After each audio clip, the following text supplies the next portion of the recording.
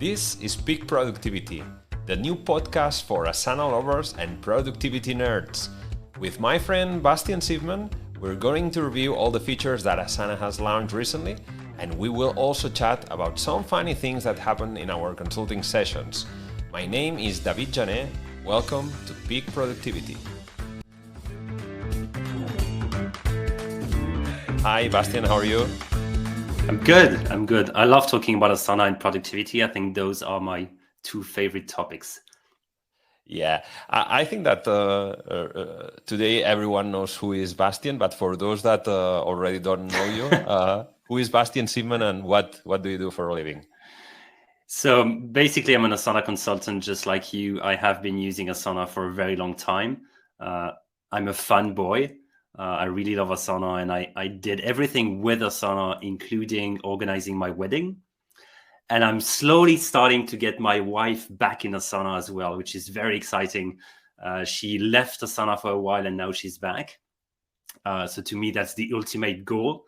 And I know someone that actually has a relationship with their kid through Asana, and they have tasks for each other, and it works really well. But that's not today's topic. Wow, thank you. Yeah, the objective is to have this 30-minute chat every week and discuss everything about Asana. We will also cover some productivity topics.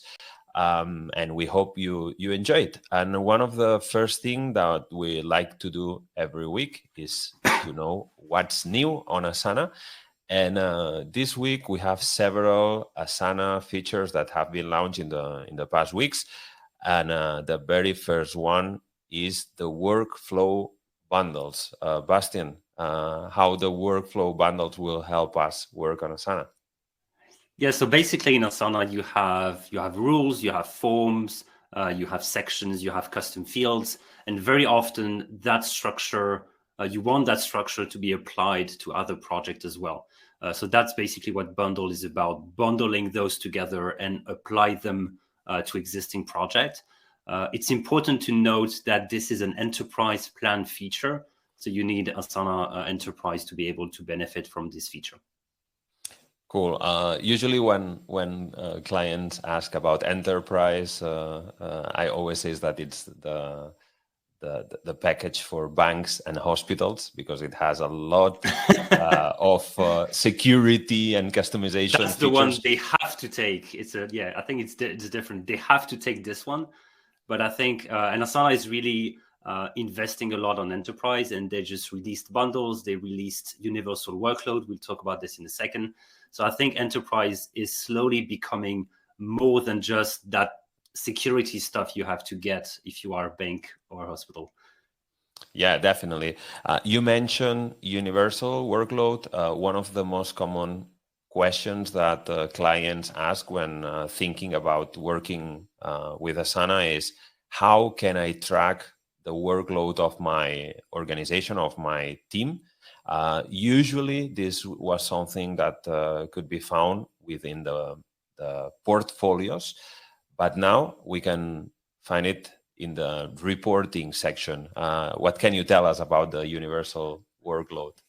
Yes, so the big change is, so we had workload as a tab within portfolios, but that means it only applies to the projects within that portfolio. And there were actually a limit to this feature, which was a 250 project maximum, which for any decent company is not that much. You usually have way more than 250 projects. So up until today, we had to find workarounds, and you had to remove some project and add some others to be able to stay below that threshold. So now, thanks to universal workload, you can actually get an overview of the entire company workload across all the projects and teams. It doesn't include private things yet. That means that the view you're going to get is the one that the person setting up the reporting has, which means if you have a lot of silos within your company and if you kept a lot of things private, you won't have an actual accurate workload.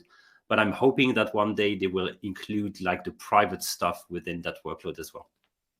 Yeah, this brings a topic that it's working with a high level of transparency. Usually, with organizations that have this kind of silos that you mentioned, Asana sometimes it struggles a little bit because Asana probably is a tool that is thought in an environment where transparency is one of the values, and having these private projects, although it might be a good idea for some use cases, when it comes to reporting, it hides some valuable information. I wanted to ask you about because you mentioned these portfolios and 250 projects. When you start working with a client, they are usually concerned about the left side menu where they have the list of projects, and they find sometimes difficult to find a project. And recently Asana has redesigned that left side menu. uh, what do you think about the new redesign of the menu? Yeah, it's a good question. I do not use the menu on the left. I don't know if you knew. I guess you did. I do not use the side nav. And I think it's a waste of time to go through that list of projects because there's no silos. So for me, a team is only a folder in which you put a project. And it's the same thing with, for example, emails. I archive every single email I read. I don't put them in folders with very specific names because I use the search to find everything. And I think that should be the same thing with Asana. You should use the search to find a project. You should go to a project by going through a task all the way to the project. You should use portfolios. You should favorite project. To me, you should almost never go through the site nav. And I really don't see any use case where you should. So that's why the redesign has impacted a lot of people, but I try to urge them to reconsider their use of the site nav and actually find other ways to find the project they're working with. Not What do you not think? You agree with even. this? Do you use the site nav? I use especially I use favorites, Mhm. like shortcuts to the most used projects. And I also have some saved searches that I check quite often. But I agree with you that accessing projects is, I would say, 90% of the time through the search bar. That I think that in this redesign has a higher hierarchy in the layout, and it's good. And I agree with you that it's something you have to um, tell the clients that they don't have to be concerned about having dozens or hundreds of projects, because they can access them easily through the search menu. But it's actually Uh, it's a if we can just digress on this, it's a very good topic because I think people are afraid of having too many projects and that lead them to making bad decisions. Some of those decisions could be to use subtasks a bit too much. And people yeah. usually use a big project, they use subtasks. Sometimes they have subtasks of subtasks. One of my clients, when we started working, had a board with cards in the board. Each card had 70 subtasks on them. And I Well, told them that's basically a project. So you basically put a project into a tiny little task. So in the end, they did not agree to change the way they use Asana, but some other clients that had the same problem agreed with me, and they shifted the way they look at Asana, and each card actually became a project as well as being a task. And I think that gives you the best of both worlds because you can still have your board with all the cards, but behind each card, you could have an entire project that has all of those tasks. In our case, we worked with 500 clients. Each one has a task as well as a project. I never go through the list of projects. About 50 of them are strategic clients and they are part of a portfolio that we go through. It's only 50 items. The other 450, we never go through the list of projects. We have a list of tasks with all the filters and the sorting and the custom fields that we need, but we never go through the list of projects. this brings another topic. I agree with you that it's not a problem having as many projects as you need. I always try to advise to keep the number of teams as low as possible, because with teams you have the templates, and if you have like too many teams, then it's difficult to maintain, and sometimes you need to replicate a template in those different teams. You mentioned a concept that I think it's very, very good, that it's teams as a folder of projects. Can you develop more that topic? Yeah, I think if you agree with Asana philosophy of having everything open and transparent, then a team is basically a folder, because all the teams will be public. Everyone will see everything. So it's just a way for you to group things together. There are just a few exceptions. For example, the legal department or the HR department, usually you want those things to stay hidden from the rest of the company. For everything else, you could have public teams, public project, everyone can see everything. To me, that's perfectly fine. And if you go down that path, then a team is basically a project, a folder, into which you put the project. But that only matters if you actually use the side nav. I very often do not know in which team a project sits, and I do not care, because it doesn't impact me, because everything is open, and because I never access a project through a team. If you access a project through a team in the side nav, that's when you really need to think very hard about the structure. But that's also when you see people opening teams and scrolling, and it's the wrong team, and they go back and they scroll, and it's just very painful to look at.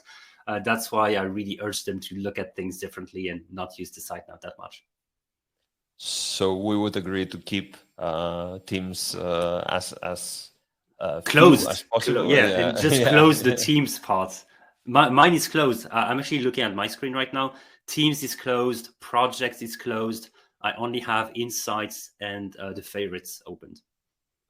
Cool. Let's talk about another new feature, that it's portfolio filters. Any interesting use case for that feature?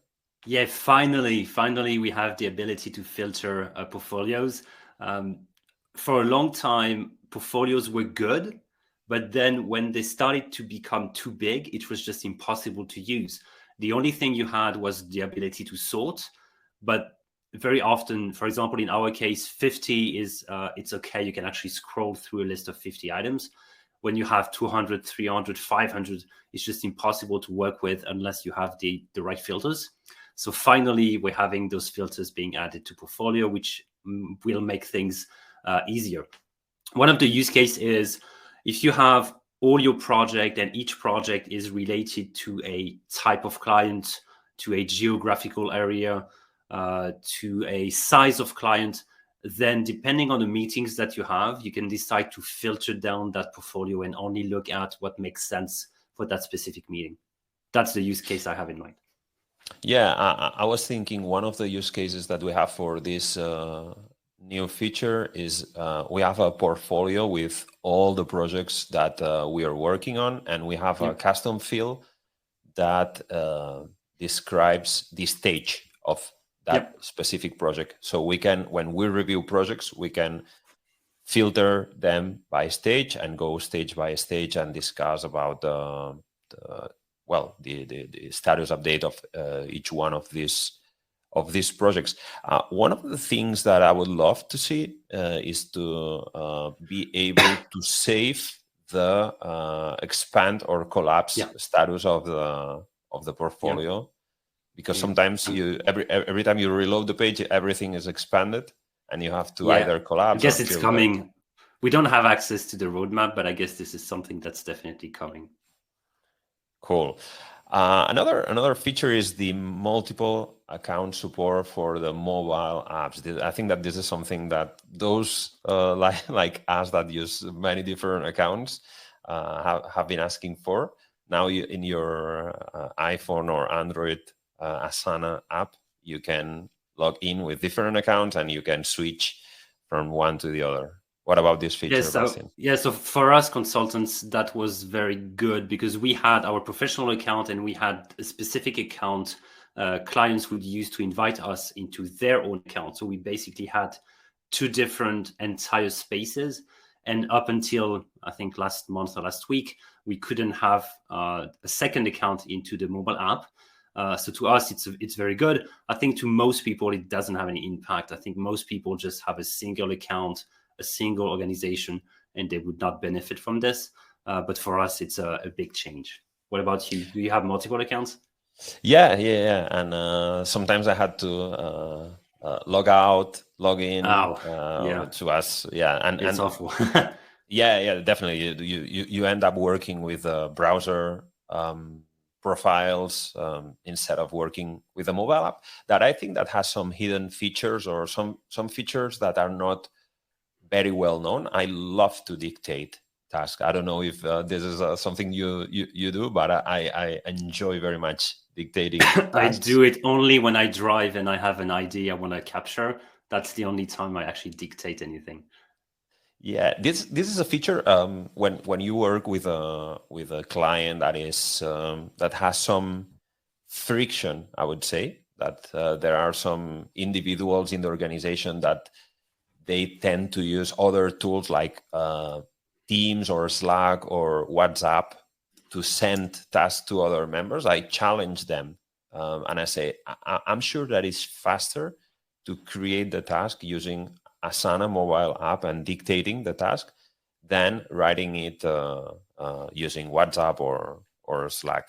I know Definitely. you are not a big fan of connecting Slack and Oh Asana. no, we could have an entire Why? because I think Slack. I love Slack. Don't get me wrong. I think it's amazing to discuss with your team. It's shiny. It's real time. The problem is it's very intrusive, and every time you got a message on Slack, you tend to stop working and look at the message. The problem is people get too comfortable in Slack and they find it easy and they rely on Slack too much and they just become lazy and they don't go to Asana. And instead of assigning a task to you, they basically use Slack to tell you what to do. And I really don't want to make their life easier by sending stuff to Slack from Asana. So when people tell me that they want project status updates or a completion task to go into Slack, I'm always hesitant because to me that's making the life easier for people that are too lazy to actually go into Asana. The only valid use case I have in mind is if you do not have enough licenses for Asana users and you do have those licenses in Slack. In that case, it does make sense.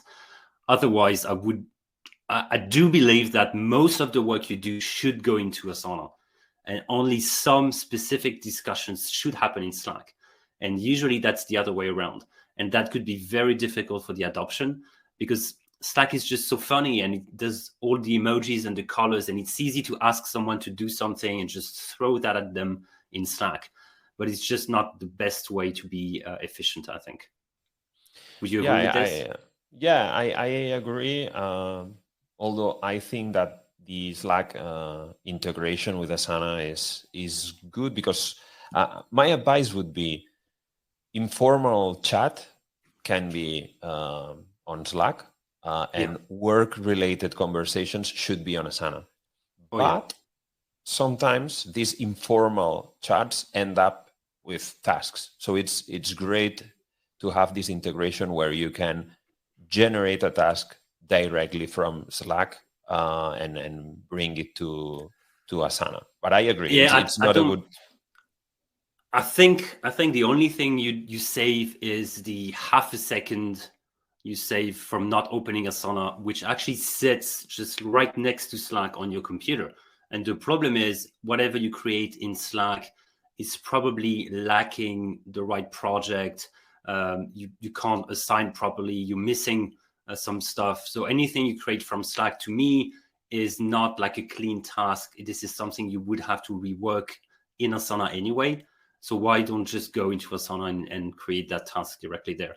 Place it in the right project, in the right section, post a comment as well, as just do things in a clean way rather than, again, dumping something in Asana from Slack because you wanted to save that extra millisecond. Yeah, I agree. We will talk about anecdotes with our clients. Let me make a glimpse. One of one of the funny anecdotes was a client that they loved Slack, and when I told them but it's important to keep work related conversations on Asana, they kept talking about work on Slack, but then they made screen captures and added them as attachments Wow. to Okay. to Asana tasks. Well, I think last one but of the not one of the way to get people to move away from Slack is to create what I call the Slack police. So basically, you assign someone the title of Slack police officer, and you try to make things fun by having them use police emojis and stuff like this. And that person would come into Slack and say, "Hey guys, that discussion should actually happen in Asana. Please go there." And then you add all those police emoji. And I think that could make things a bit fun to have people move away from Slack slowly but surely.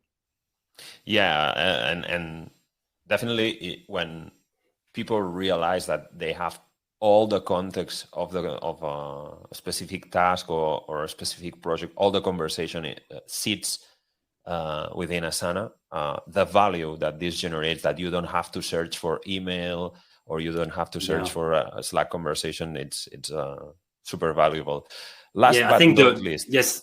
So just to finish on this, I think the worst is you get assigned on an Asana task, you do the work, you complete the task, and someone tells you, "What are you doing? We said in Slack that we wouldn't do that, or we changed the specs." And you're like, "But what the fuck? Why?" And that's what's going to happen if you keep on doing stuff in Slack instead of doing stuff in Asana. yeah, it's quite similar to those companies that have like a hybrid model where there are some people working on site at the office and some people working remotely. That having these coffee machine conversations, as I Yeah. call them, sometimes Water changes the cooler. scope. Yeah. Yeah. So yeah, I agree with that. Well, one final new feature: the custom fields limit for projects has been increased from 30 to 100. To Yes. be honest, I don't have any project with even 30, so I don't know if this will apply to Yeah, my so type of. I do have a funny anecdote about this. So basically, we use Asana as a CRM, which means that we have a project that contains all the leads that we have, and for each lead we have first name, last name, phone number, country, language. We just have a ton of fields. The same thing applies to us for invoices and quotes. We have the amount, the currency, means of payment, our margin. We just have a ton of fields. 1 week before they announced this, we actually hit the limit on a project. So we hit the 30 limit. What I had to do was to create, so we had invoices, quotes, and they both shared the same fields and they both hit the limit. So I had to create a third project, multi-home everything into the third project just to be able to go beyond the limit. And I had to migrate like thousands of tasks and I had to write code and stuff like this. And literally the next week, they raised the limit from 30 to 100, which would have solved my problem. So to us, it's a good thing because we do have more than 30 fields in some specific project. Tell us the truth, Bastien. They raised the limit because you hit the limit. Probably it's like you were No, I don't putting think the. so. I think I think some companies use Asana as a database system, and we do a little bit. And when you use Asana as a database, you very quickly need more than 30 columns. And they might also have done this because just after that, they actually released the formula custom field. So people will start adding columns with actually formulas in them. So you can hit the limit even quicker by adding formulas. So I think that might also be one of the reasons why they decided to do this. And also, they just got better in the code and in their ability to scale and performance wise. And maybe they were just not able to change that value up until today. And now they were able to push that limit to 100. Good. You mentioned one of these other new features that I think that has been requested for a long, long time. That's custom fields Years. Yeah. that are formulas. Right now, it's a pretty basic approach, I would say, but it's a huge leap forward to store on Asana valuable information that otherwise had to be sitting in other tools. What do you think about that new Yeah, formula? that's a very requested feature. We found a workaround a long time ago at iDo because we actually built a custom integration to actually include formulas as a column. So it worked for us and our clients for a long time, but it required me to actually code the formula, deploy the code, and maintain, and obviously have the client pay. So it's good for people that have a basic need. And I think I really want to emphasize this, the fact that it only covers basic needs.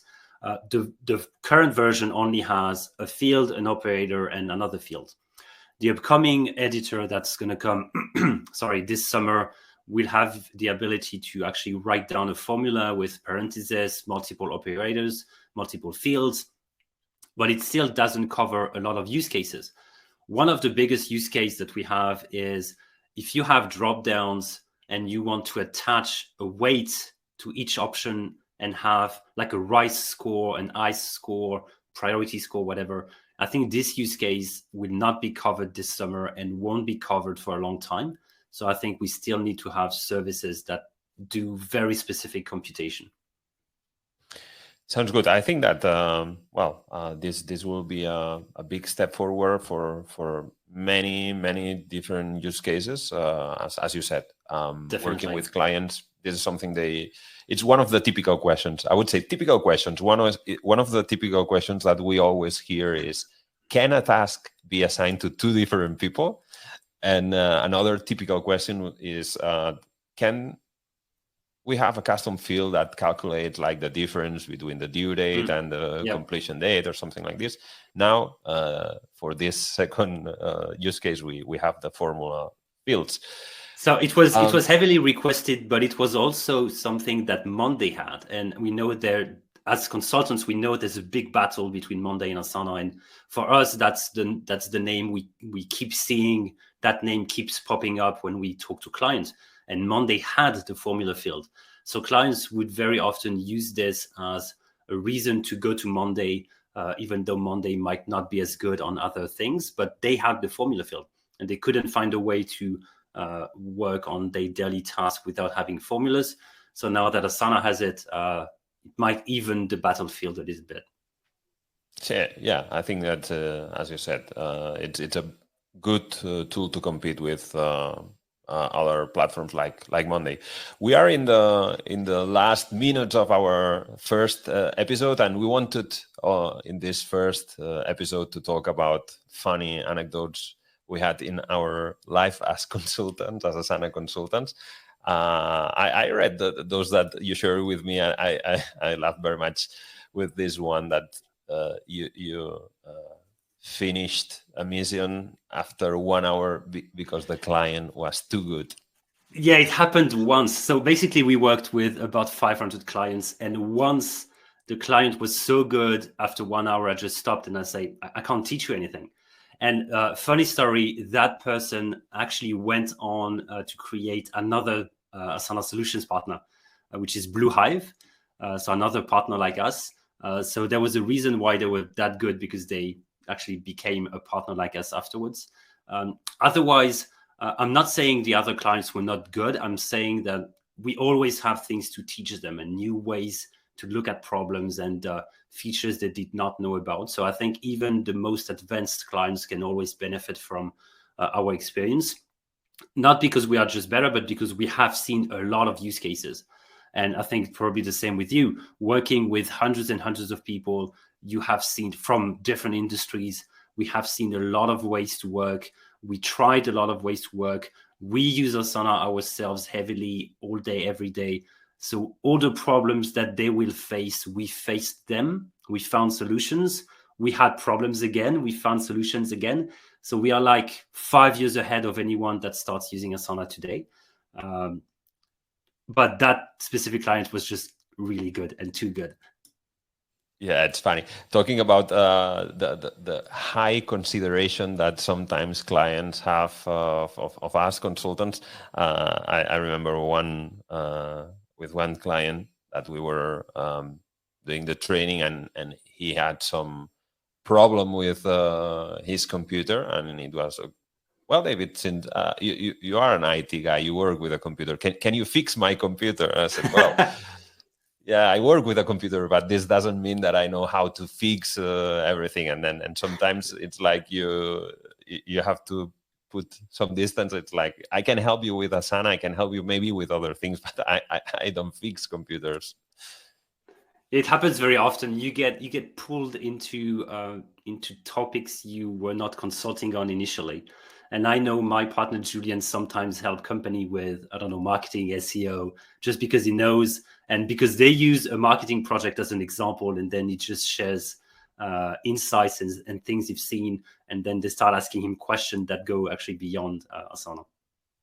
Yeah, and another topic is that sometimes you have to be very precise with the scope of what you are going to do and what you are not going to do. Sometimes you go to a session and you expect 1-2 people there and to start working on a specific workflow and teach them some Asana features that will help them to handle this workflow. And the client expects you to take care of everything, like setting up 20 different projects with different workflows, migrating data. And so it's important to set the expectations, the scope of the project prior to starting the engagement. I think you Yeah, had some definitely. experience too with this type of situations. Yeah, so one day I showed up for a regular workshop. I did not prepare much because usually they explain what they need on the call and we just look at the project they have. And so I connected on the Zoom call, and when someone joins, there's a ping. Every time someone joins, there's a ping. It was like a workshop with 2 or 3 people, and I connected, and there was like ping, ping, ping, ping, ping, ping, ping, and I was like, "What's happening?" And I ended up with 50 people actually connected on the call, and the CEO telling me, "Yeah, that's the training today. Didn't we tell you that's the training?"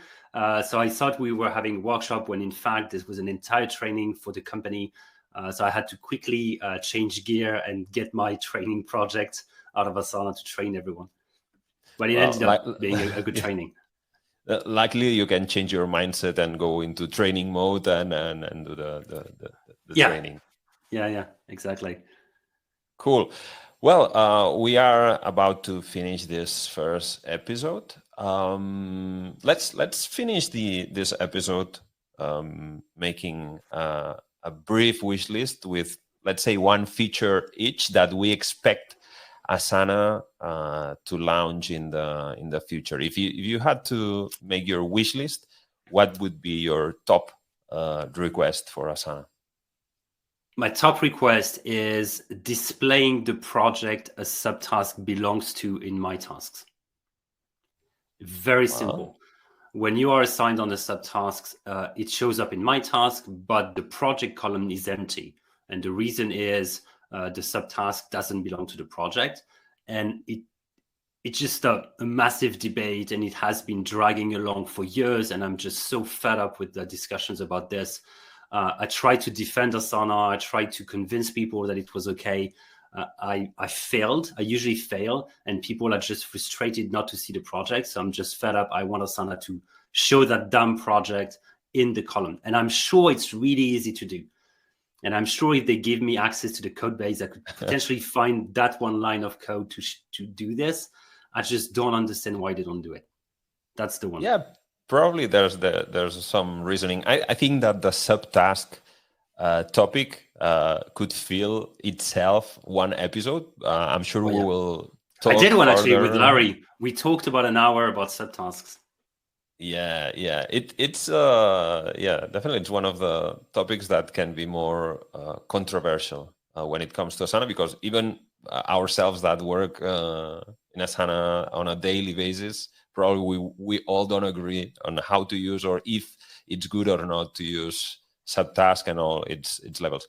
On my side, my request would be now that they increased custom fields in a project from 30 to 100, I would ask them to increase the amount of tasks that you can modify at once. That right now is 50. You cannot change due date or the project or the assignee for more than 50 tasks at once, I would ask them to increase, let's say, 100. I don't know if you agree on that. Yeah, yesterday I had to bulk edit 2,300 tasks. It took me a while. 50 by 50, that takes a while. So I do agree. Cool. Let's see if this humble podcast reaches the Asana engineers, and we can see one of these features in the future. Bastien, thank you very much for this first episode, and let's start talk again next week. Cool. Thank you everyone for listening. Big Productivity, this podcast about Asana and all things productivity, and see you next week.